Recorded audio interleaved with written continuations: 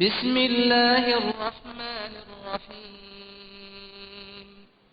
يا أيها الناس اتقوا ربكم الذي خلقكم من نفس واحدة وخلق منها زوجها وبث منهما رجالا كثيرا ونساء واتقوا الله الذي تساءلون به والأرحام إن الله كان عليكم رقيبا.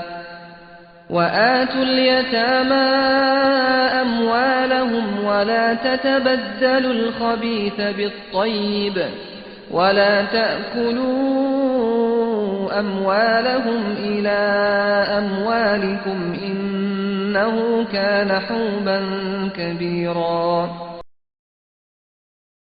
ليس بأمانيكم ولا أماني أهل الكتاب